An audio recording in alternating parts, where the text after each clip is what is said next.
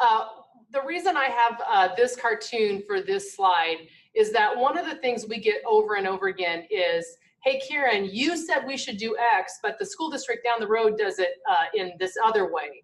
Or I was on a board before, I've been on the county commissioner's board or a church board or a foundation board, and why is this different? And I guess I want to start out by asking you to suspend some of your preconceived notions about what it's like to serve on a board, because the Open Meetings Act governs school boards in a way that's distinct from some of the experiences you may have had serving on other boards.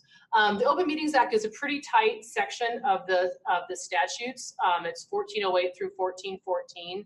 Basically what this law says is that anything you do as a school board, those decisions have to be made in public in the view of anybody that wants to come and watch. And this is straight out of the statute. It says every meeting of a public body shall be open to the public so that citizens can exercise their democratic privilege of attending and speaking, unless there's an exception for why you can do things in private or away from the view of the public. One of the things I do want you to know as a new board member, if you intentionally violate the Open Meetings Act, if you decide, hey, screw that, Karen, I'm gonna go into closed session to talk about the basketball coach and we're not gonna tell him because we just suck this year and we need to figure out a way to make the coach play man instead of zone, understand that if you willingly and intentionally violate the Open Meetings Act, you're technically committing a crime. Class 3 misdemeanor. We have not had in the 20 years that Steve and I have been doing this, I don't think we've had a board member criminally prosecuted, but we have had the Attorney General's office threaten it. So you can't just say this is stupid, I'm going to ignore it, because you face potential criminal liability as a board member. This is a hot link to the sections, to the part of the statutes. It's only 8 statutes. Our advice is to read them. If I was a new school board member, I would sit down and read them. Even if you're not a lawyer, you don't have experience in reading statutes, they're not that hard to read through. Every one of you, if you're sitting in your board meeting room right now, should have a poster on the wall that has them up on the wall. So you should be able to get to them fairly easily. When in doubt, do everything in a meeting in open session, because you almost can never get in trouble for doing things in open session.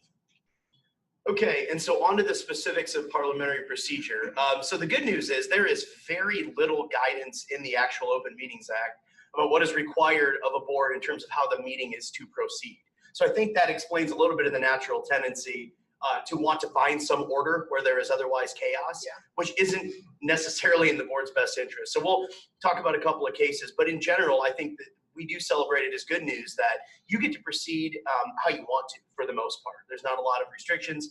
And most importantly, there is absolutely no requirement. I don't care how many people tell you that there is. I don't care how many other boards follow Robert's rules.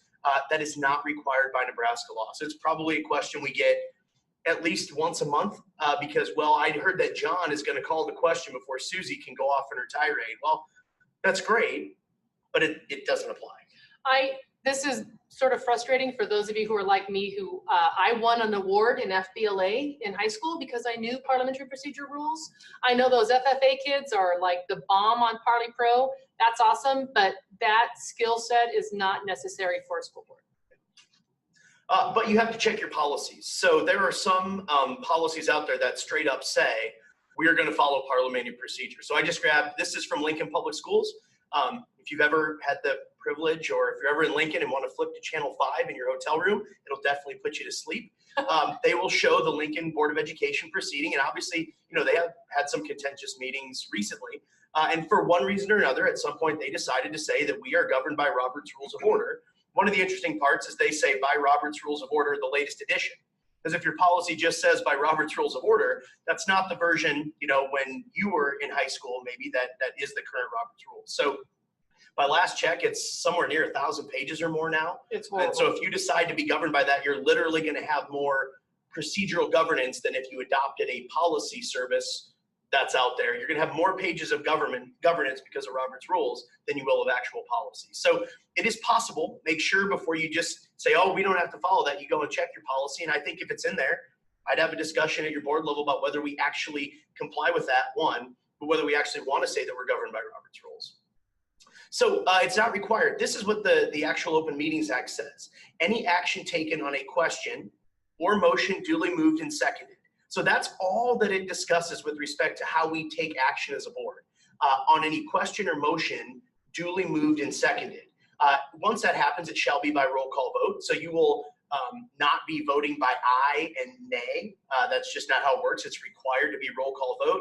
There are electronic voting procedures if you want to essentially have a big screen in your boardroom that shows everybody's vote like they do at the unicameral. Your light is either red or green. You can do that. They added that to the statute. But in general, the other time that it talks about taking votes and specific action of the board, really, we'll talk about when we get to closed session, because the vote to hold a closed session must be taken in open session. But again, no more guidance on what it means to take action. Okay, so what is required in terms of how your meeting proceeds? Definitely not Robert's rules and what it says about setting an agenda, but every item that the board is going to either discuss or take action on and consider in any way must be listed on the agenda. It must be listed with sufficient specificity to allow members of the public to know what you're going to talk about. So that's really the only legal standard you have in terms of setting the agenda. You cannot add items or amend the agenda later than 24 hours before the meeting. So those of you that are experienced board members that approve your agenda at every meeting, that's a bit of a kind of a folly, because you can't change it even if you disagreed with it. You can skip items, right? But you can't add anything and you can't change anything when you get to the board meeting that night. So don't approve your agenda because to that extent, it's a ceremonial process. But how Robert's rules, if you try to follow them, can mess you up. That one exactly. The idea of there's a motion to approve or amend the agenda, which is not lawful. You divide things up, and I know that every board out there is guilty of this to some extent.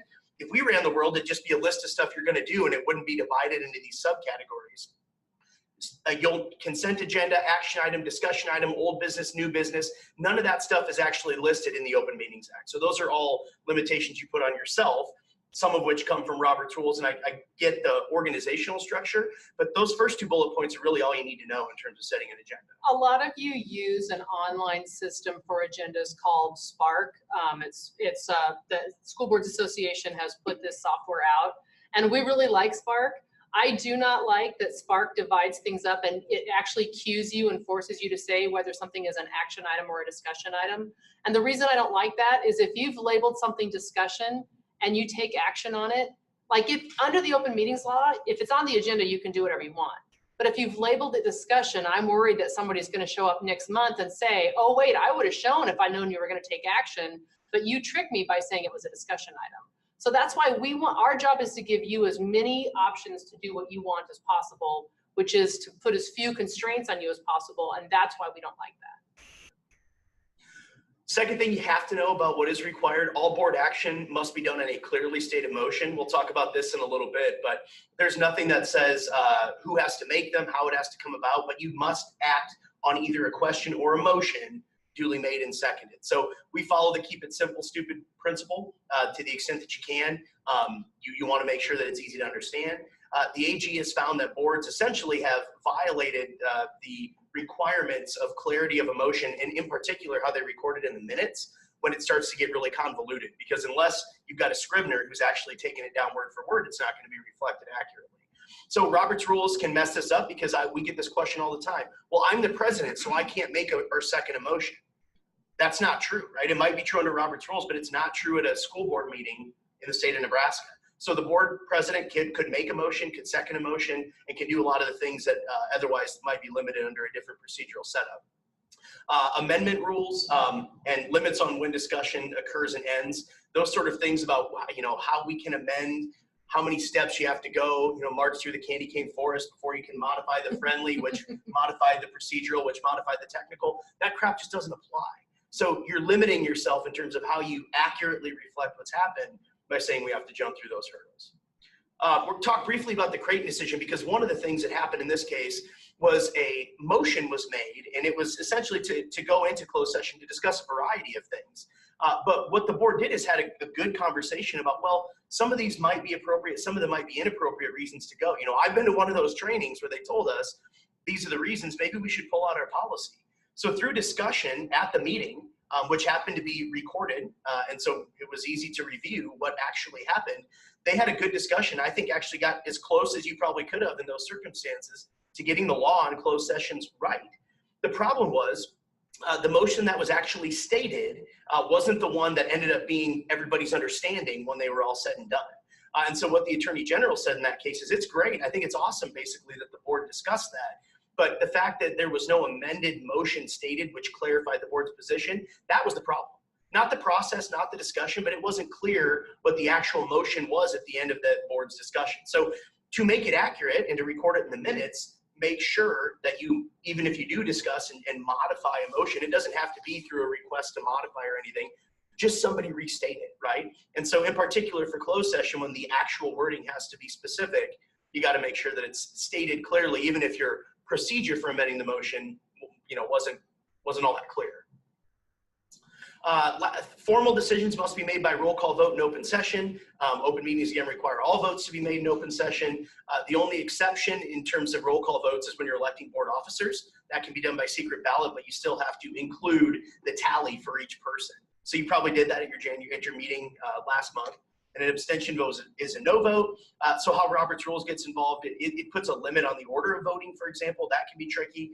And this concept of allowing proxy or absentee voting or voting later if a question is tabled, that sort of stuff, we don't like because it's confusing. So best practices, make sure that we think high functioning boards have just good discussions at their board meetings. They're not fixated on rules and how to, get over on one another by using some sort of parliamentary procedure.